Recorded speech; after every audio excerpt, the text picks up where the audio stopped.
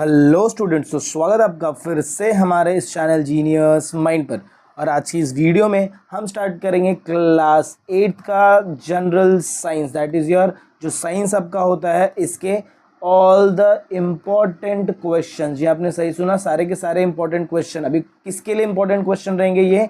तो आपका जो यूनी टेस्ट का एग्जाम आ रहा है इसके लिए इंपॉर्टेंट क्वेश्चंस। अच्छा, इंपॉर्टेंट क्वेश्चंस में क्या क्या इंक्लूड होगा वो भी ध्यान से सुन लो।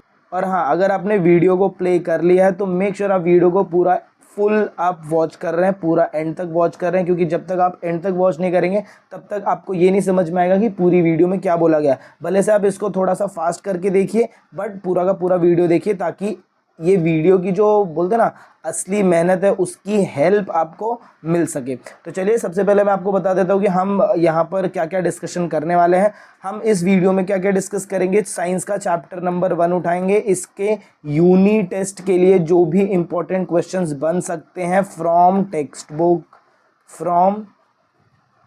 बुक, तो वहाँ पर मैं क्या करूँगा, जो भी टेक्स्ट बुक के सेंटेंस हैं वो सेंटेंस के ऊपर जो भी आपके क्वेश्चंस बन सकते हैं वो क्वेश्चंस मैं आपको प्रोवाइड करके दे दूंगा। और याद रखना, ये जो क्वेश्चंस प्रोवाइड करूंगा यही क्वेश्चन आपको एग्ज़ाम में मिलेंगे। अब ये जो क्वेश्चन होंगे या तो ये फिलअप्स के फॉर्म में मिलेंगे, या तो फिर ये आपको वन सेंटेंस के फॉर्म में मिलेंगे, या तो आपको मैच द फॉलोइंग के फॉर्म में मिलेंगे, या तो फिर आपको मिलेंगे ट्रू और फॉल्स के फॉर्म में मिलेंगे, या तो फिर आपको मिलेंगे ऑड मैन आउट। बट सब कुछ यहीं से रहेगा जितना मैं बताऊंगा। इसके साथ साथ एक और रहता है ऑड मैन आउट के साथ, नेम द फॉलोइंग।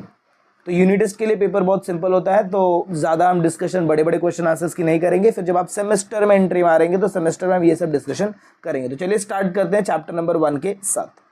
तो चलिए, मैंने क्या बोला, देखो चैप्टर नंबर 1 हम स्टार्ट करेंगे, living world and classification of microbes. सबसे पहले जब आप यहाँ पर पेज पे एंट्री मारेंगे तो यहाँ पर अभी जो मैं पॉइंटर्स मार्क कराते जाऊँगा उसको अच्छे से पढ़ना है, क्योंकि वही क्वेश्चन कहीं ना कहीं आपको एग्जाम में मिलेंगे।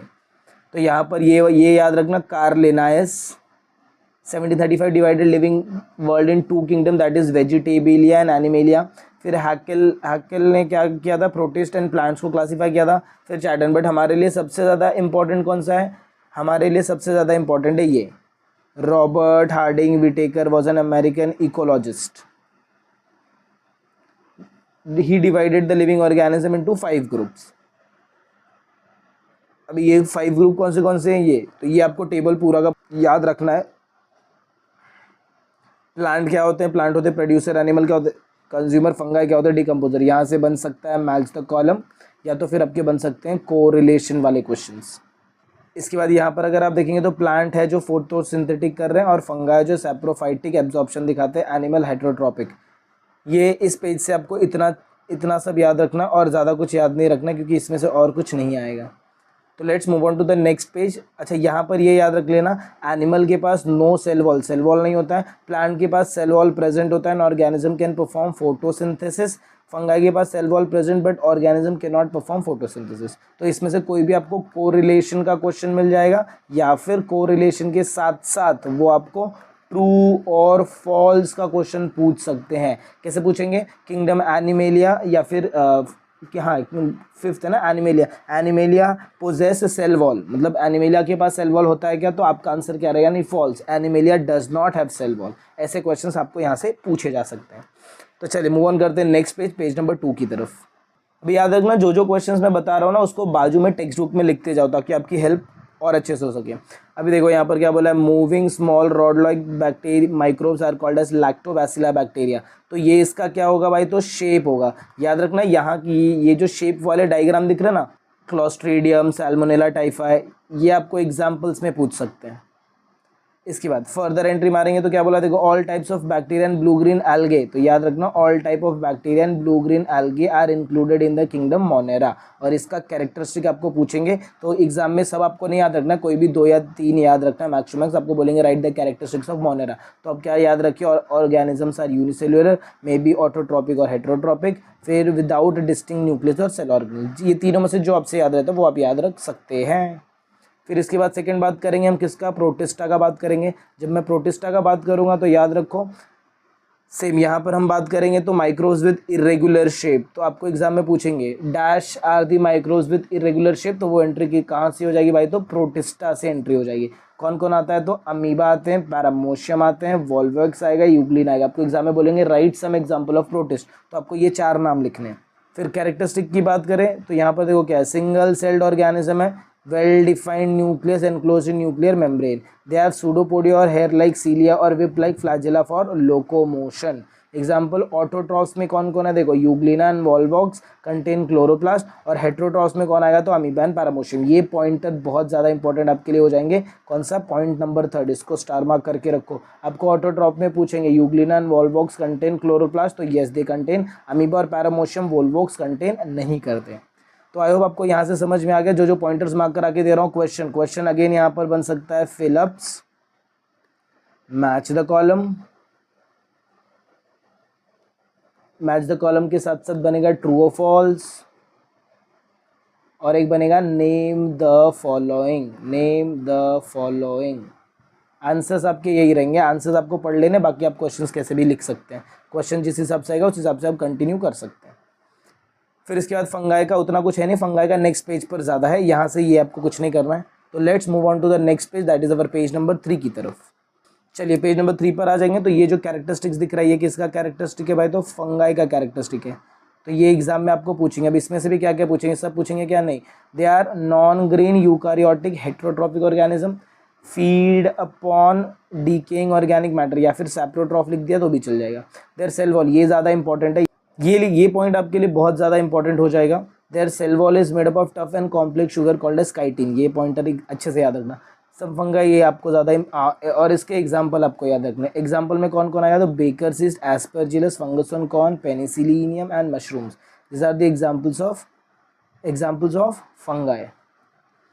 फिर इसके आगे चलेंगे तो यहाँ से आपको ना ये क्वेश्चन एग्जाम में पूछे जा सकते हैं। ये आपको बोलेंगे explain the merits and demerits of Whittaker classification, ये आपको कहाँ पर मिल जाएगा, तो मास्टर की में मिल जाएगा। थोड़े से पॉइंटर इसके बहुत बड़े बड़े हैं, बट आपसे जितना हो सकेगा उतना आप ट्राई करना और लर्न कर लेना।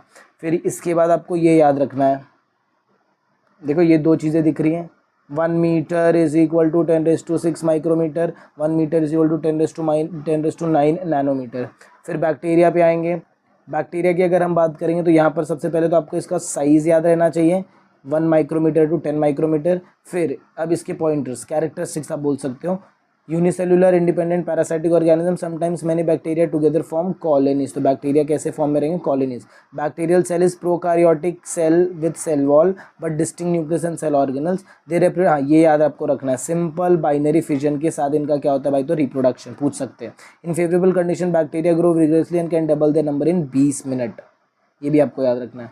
और उसके साथ साथ एक चीज़ आपको और याद रखनी है, ये सारे के सारे डायग्राम एग्जाम में आपको बोलेंगे कोकस बनाओ, कोकोबैसिलस बनाओ, फिर बैसिलस बनाओ, इसको बोला जाता है shape of the bacterias, shape of bacterias, तो ये भी आपको वो पूछेंगे। फिर स्पाइरुलियम बोलेंगे तो ये आपको ये ऐसे स्पाइरल वाला बनाना पड़ेगा, विब्रियो बोलेगा तो कॉमा शेप्ड बनाने का। आई होप आपको ये समझ में आ गया कि ये पेज से आपको क्या करना है, यस। तो let's move on to the next page, that is our page number 4 की तरफ। चलिए, तो जब हम पेज नंबर 4 की तरफ एंट्री मारेंगे तो सबसे पहले आपको याद रखना है प्रोटोजोआ। अगेन सबसे पहले आपको इसका साइज याद रखना है। इसके बाद जो जो पॉइंटर मार्क करूंगा वो found in soil, fresh water and sea water, यहाँ पर मिलते हैं। Some are found in the body of other organism and are pathogenic. Pathogenic मतलब क्या, they can cause disease, disease cause कर सकते हैं। फिर इसके बाद they are unicellular organism with eukaryotic cell, तो प्रोटोजोआ कैसे रहते हैं, यूनिसेलुलर है विद यूकारियोटिक सेल है। देयर इज ग्रेट वेरिएशन, हाँ ठीक है, नहीं ये नहीं करना है। अच्छा ये भी आपको सेम 4th पॉइंट याद रखना है। और इसके बाद आपको ये सारे के सारे पॉइंटर्स याद रखने, कौन सा, amoeba and paramecium free living in dirty water, entamoeba histolytica causes amoebiasis, plasmodium vivax causes malaria, euglena is your autotrophic. ये 4 एग्जाम्पल बहुत ही इंपॉर्टेंट रहेंगे, एग्जाम के टाइम पे जाओगे तो रिवाइज करके जाना इसे, बराबर। चलिए आगे चलते हैं। फंगाई की अगर हम बात करें, these are found on decaying organic matter and dead bodies of plants and animal, these are eukaryotic organism, some are unicellular and other are visible with naked eyes. Saprotrophic होते हैं, that is absorb their food from decaying organic matter. Reproduce कैसे, sexually and asexually, by cell division और by budding. अब इसके examples आपको याद रखने, fungi, अभी फंगाई के पीछे हमने एग्जांपल देखे ना, वो एग्जांपल लिखोगे तो भी चलेगा, सेम एग्जांपल है। फिर इसके बाद एक लास्ट आपका सेकेंड लास्ट आता है, दैट इज योर एल्गे। जब मैं एल्गे की बात करूंगा तो they are aquatic eukaryotic unicellular autotrophic organism. Photosynthesis is carried out with the help, अब याद रखना अब इसमें से एक ही कैटेगरी है जो फोटोसिंथेसिस कर रहा है, that is the category of algae.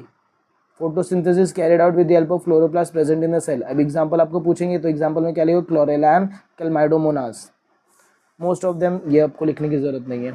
फिर वायरसेस में एंट्री मारेंगे तो वायरसेस में आपको चीज़ें याद रखनी है। Viruses are not considered as a living organism और they are said to be organism of the edge of living and non living, they are studied under microbiology. तो यहाँ से आपको एक एमसीक्यू या फिर एक फिलअप्स मिल जाएगा कि dash are the organisms which are not considered as living organism, तो आंसर रहेगा भाई क्या, वायरस। या फिर आपको पूछेंगे dash are the organism which are at the edge of living and non living, मतलब ये अगर मैं ऐसे बताना चाहूँ, यहाँ पर अगर लिविंग लोग रहते हैं और यहाँ पर अगर नॉन लिविंग रहते हैं तो बैक्टीरियाज कहाँ पर रहते हैं, बैक्टीरियाज यहाँ पर रहते हैं। ये बैक्टीरिया सॉरी वायरसेस हैं, ये ना ही तो लिविंग में है ना ही तो नॉन लिविंग में है, बराबर।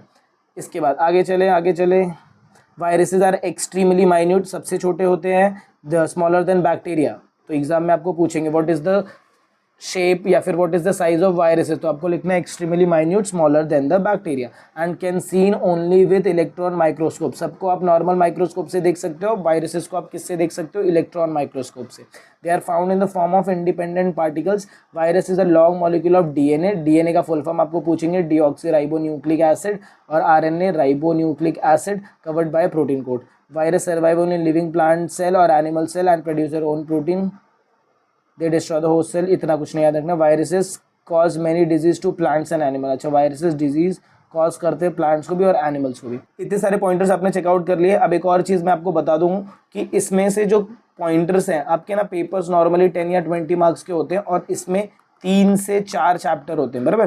तो कुछ सारे के सारे पॉइंटर्स नहीं आएंगे, कुछ पॉइंटर्स आएंगे, कुछ नहीं आएंगे, जो बच जाएंगे वो कहीं ना कहीं आपको सेमेस्टर में पूछेंगे।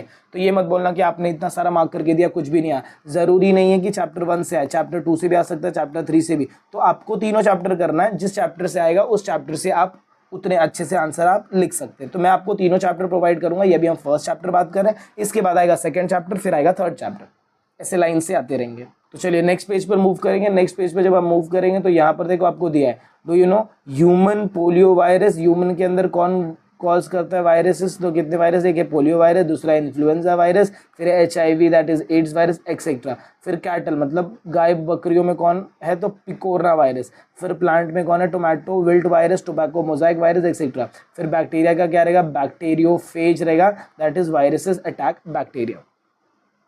आई होप आपको इतना समझ में आ गया। अब आप इसमें से देखेंगे तो देखो आपको ये लिविंग ऑर्गेनिज्म का पार्ट आना चाहिए, आपको हु एम आई आना चाहिए, ड्रॉ नीट लेबल डायग्राम आना चाहिए, बैक्टीरियोफेज का डायग्राम। अच्छा इसमें ना सबसे ज़्यादा इंपॉर्टेंट है बैक्टीरियोफेज का डायग्राम और उसके बाद डिफरेंट टाइप्स ऑफ बैक्टीरिया का डायग्राम। ये दोनों डायग्राम को मिस आउट मत करना, this is very much important. Arrange the following in ascending size of bacteria, अभी ascending order of their size, bacteria को अरेंज करो, फंगाई अरेंज करो, वायरसेस और algae.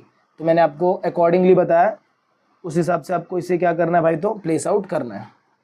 Find out my partner की बात करते हैं तो ये आपका मैच द कॉलम हो जाएगा। अब आप कर लेंगे, अब आपको फंगाई की बात करेंगे तो यहाँ पर कौन आ जाएगा, कैंडिडा। प्रोटोजोआ की बात करेंगे तो बताओ प्रोटोजोआ में कौन आएगा, वायरसेस में बता दो कौन आएगा, वायरसेस में आएंगे बैक्टीरियोफेज। एल्गे में कौन आएगा, क्लोरेला। फिर बैक्टीरिया और प्रोटोजोआ बच गया। प्रोटोजोआ में कौन आ जाएगा, तुम्हारा अमीबा आ जाएगा, और बैक्टीरिया क्या रहेंगे भाई, प्रोकारियोटिक। तो यहाँ से ये कर लेना और यहाँ से आपको ये ट्रू और फॉल्स वाला पैटर्न करना ही है। तो आई होप आपको वीडियो पसंद आई, और अगर आपको ऐसा लग रहा है कि यस यहाँ पर इंटरेस्टिंग चीज़ें चल रही हैं, चीज़ें जो भी बताई जा रही है वो समझ में आ रही है, तो मेक श्योर आप वीडियो को ज़्यादा से ज़्यादा अपने फ्रेंड्स के साथ क्या कर रहे हैं, शेयर। क्योंकि देख भाई ये इंपॉर्टेंट क्वेश्चन है तो उनके लिए भी इंपॉर्टेंट है। इफ़ अगर आप बेस्ट फ्रेंड हो तो आप उनको शेयर कर दो ताकि उनकी भी थोड़ी क्या हो जाए, हेल्प हो जाए। तो मिलते हैं अगले वीडियो में कुछ ऐसे नए आगे के इंटरेस्टिंग टॉपिक के साथ, कुछ अगेन और इम्पॉर्टेंट क्वेश्चंस के साथ। तब तक के लिए have a good day and take care.